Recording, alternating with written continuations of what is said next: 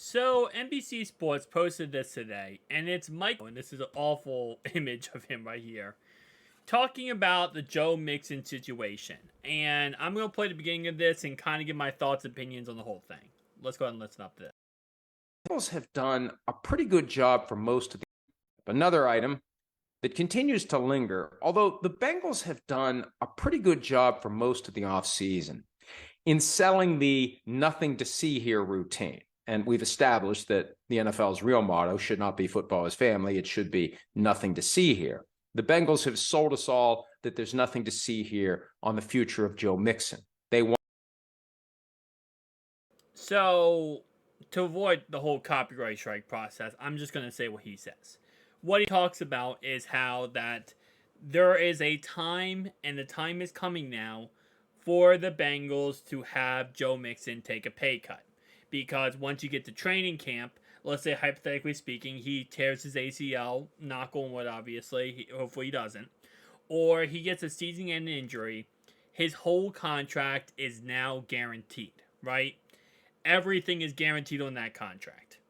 And he alludes to Dalvin Cook, how they cut Dalvin Cook, the Vikings did, to avoid this issue, and how if they are going to, not get rid of Mixon, but if they're going to give him this ultimatum, they have to do it sometime soon. Because once July, I think it's July 21st or July 22nd hits, they're kind of crap out of luck. Because especially, even let's say he doesn't get injured, it's hard to have a player going to training camp, look amazing, play amazing, and then have the conversation with them. Listen, we're gonna have to, lower your money. You're not gonna make $10 million. And I'll be honest with you, because this is obviously the only talking point you can really talk about the Bengals in June, right?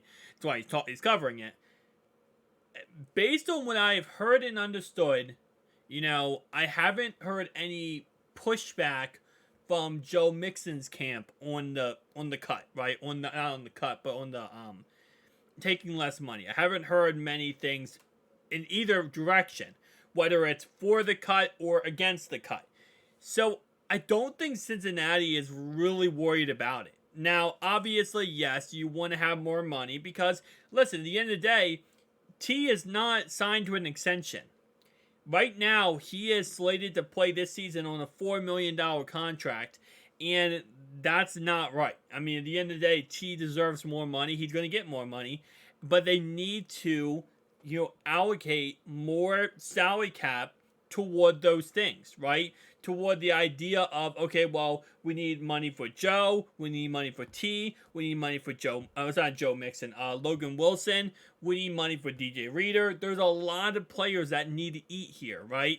So, it's not, I don't think it's the whole, they're trying to act like nothing's wrong and kind of keep pushing it forward and eventually, it's going to come back to bite them.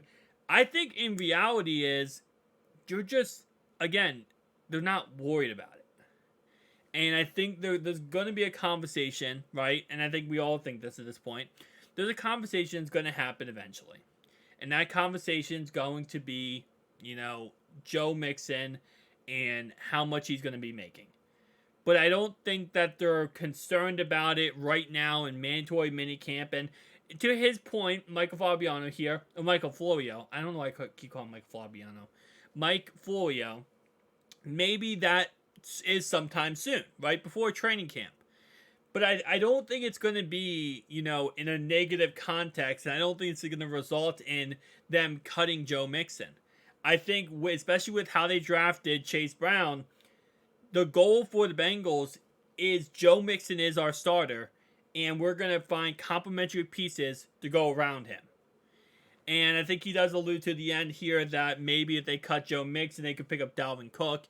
And I don't think that's going to happen in any stretch of the imagination. Even with Joe Mixon coming off his worst career year, I don't think they're going to in any way, change that up or pick somebody else up. I want to play this part right here. Camp and preseason, and the closer we get to week one, what are the options for Joe Mixon at that point? Where is his or else? Where is there a team that would pay him more than whatever the Bengals would offer on a reduced salary? And that's the key. The $10 million goes away. What are the Bengals willing to pay? Less than that. And how does that compare to what someone else would do? And that's when it becomes. And to that last point I want to allude to is he's talking about if, for example, they do push back giving him a pay cut, right? They push back giving him a pay cut right before preseason starts or right around preseason, and they say going to preseason, hey, listen, we're gonna have you take less money, we're gonna try to get you to take a pay cut.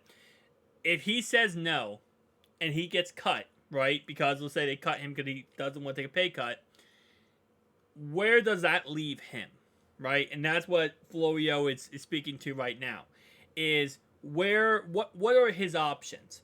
Because by preseason, every team that has their starting running back has their starting running back, right? Every team that spent their salary cap throughout the offseason getting free agents, signing extensions, signing new contracts, they don't have as much money as they do in, let's say, right now in May and June, right? They have more money now than they have in the future.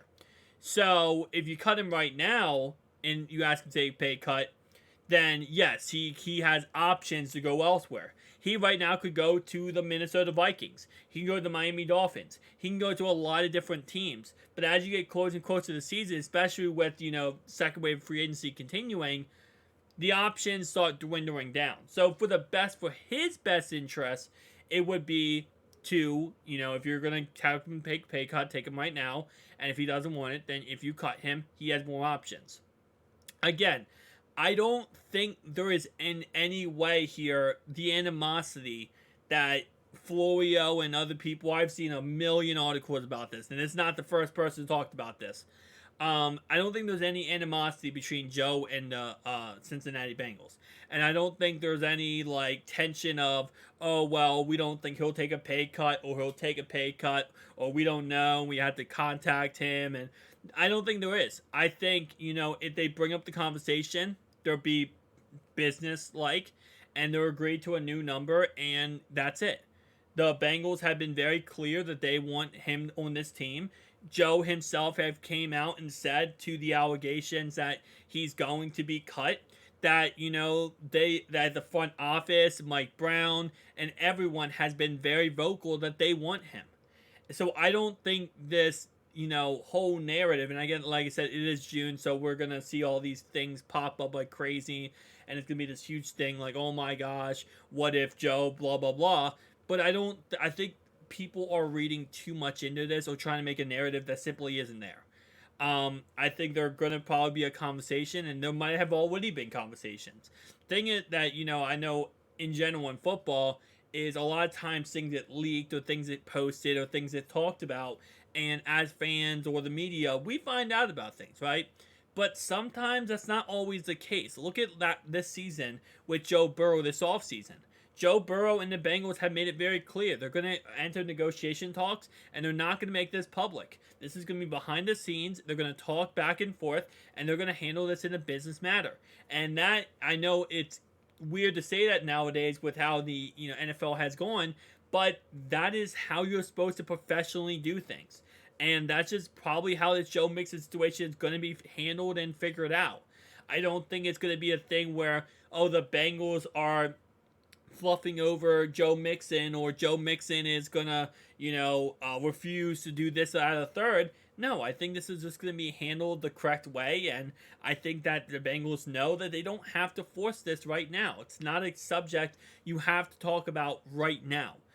There will be times that you handle those things, and maybe they want to get more things worked out with Joe Burrow before they get things worked out with Joe Mixon.